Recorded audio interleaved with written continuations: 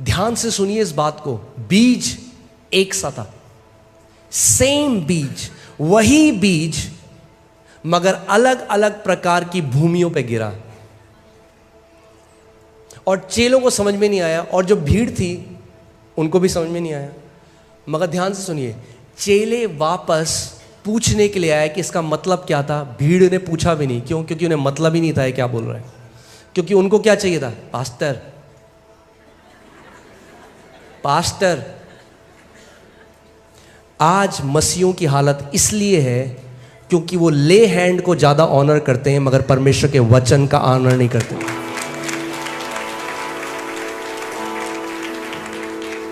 वो 8 घंटे खड़े हो जाएंगे लाइन में कि कोई प्रभु का दास हमारे सर पे हाथ रख दे, मगर 8 मिनट अपने घर में वचन को नहीं खोलेंगे। प्रभु यीशु मसीह ने कहा कि क्या तुमको ये समझ में नहीं आया दृष्टांत? अब देखिए, फिर उसने उनसे कहा, क्या तुम ये दृष्टांत नहीं समझते? तो फिर और सब दृष्टांतों को क्यों कर समझोगे? इंग्लिश बाइबल में लिखा है, वो कह रहा है कि अगर तुम इसको नहीं समझते तो तुम कुछ भी नहीं समझोगे परमेश्वर के राज्य में। यानी ये जो दृष्टांत है ये सारे और दृष्टांतों की नींव है। बोने वाला क्या बोता है? बोने वाला क्या बोता है? वचन बोता है। आप संडे को क्यों आते हो यहां पे? लाइट के लिए नहीं, म्यूजिक के लिए नहीं, आप आते हो कि बोने वाला वचन बोता है। आप वचन को ग्रहण करने के लिए आते हो।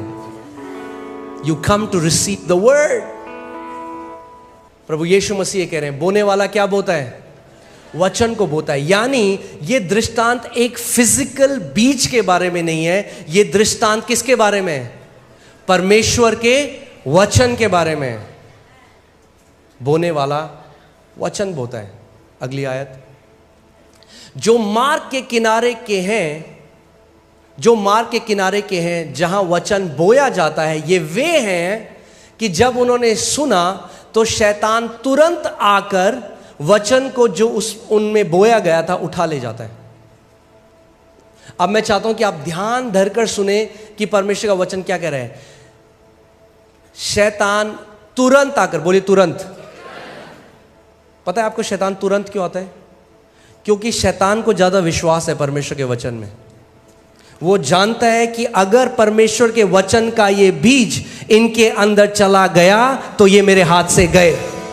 यीशु मसीह ने कहा यूहन्ना 10:10 में कि शैतान चोरी करने, घात करने और नाश करने के लिए आया। मगर शैतान क्या चोरी करता है? वचन।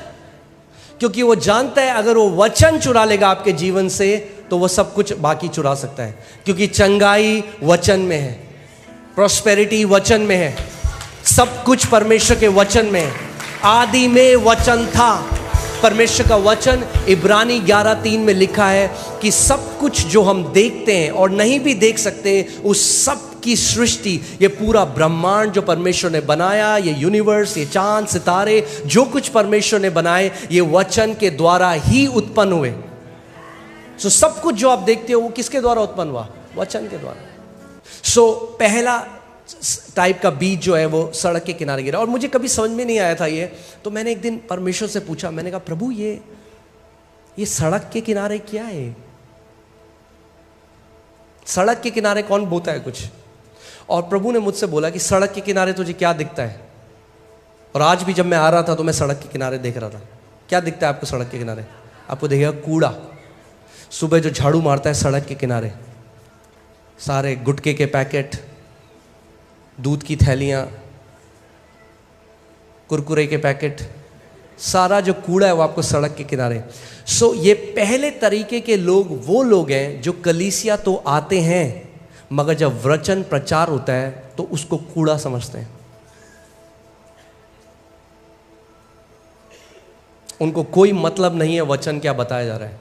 वो एक आदत की तरह, या तो वो ईसाई हैं तो संडे को चर्च जाना है इसलिए आ रहे हैं, या दोस्त ले आया तो बैठना ही है इसलिए आ गए, या कई लोगों के अलग अलग कारण होते हैं जिसके लिए वो आते हैं, मगर वो वचन के लिए नहीं आते। और ये वो लोग हैं जो वचन उनके कान में तो पड़ता है और वो बीज अंदर भी जाता है, मगर तुरंत, बोलिए तुरंत, तुरंत शैतान आता है और वचन जो उनमें बोया गया था वो उठा ले जाता है। और वो ये रियलाइज नहीं करते कि यही उनके साथ अगले संडे भी होता है, यही उनके साथ फिर होता है। ऐसा करते करते 5 साल निकल जाते हैं, 10 साल निकल जाते हैं और वो कहते हैं प्रभु ये बंदा तो फल रहा है, मेरे जीवन में फल क्यों नहीं आ रहा? और परमेश्वर कह रहा है मूर्ख, क्योंकि तू मेरे वचन का आदर नहीं करता। सो ये जो पहले श्रेणी के लोग हैं, मुझे नहीं पता आप में से कितने वो आज हैं। अगर आज हैं तो आपके लिए गुड न्यूज़ है, आप अपना स्वभाव बदल सकते हो, आप एक अच्छी भूमि बन सकते हो आज ही। इसीलिए मैं ये वचन आपको बता रहा हूं कि आप अपने हृदय के स्वभाव को बदल दें परमेश्वर के वचन के लिए। सेम बीज बोया गया, चौथी भूमि पर 30 गुना, 60 गुना और 100 गुना फल आया। दिक्कत बीज की नहीं थी, दिक्कत भूमि की थी। आपको जय में चलना है तो वचन का आदर करने वाले लोग बनना पड़ेगा। ये वचन आपको पहाड़ की चोटी पर बिठा के रख देगा। ये वचन आपको उस जगह ले जाएगा जहां आप अपनी काबिलियत से नहीं जा सकते। ये वचन एक नई किडनी आपके शरीर में डाल देगा। ये वचन आपको जय में चलने की सामर्थ्य देगा। जो कोई उसके वचन का आदर करते हैं, परमेश्वर उनका आदर करता है और उनको महान चोटियों पर बिठाता है।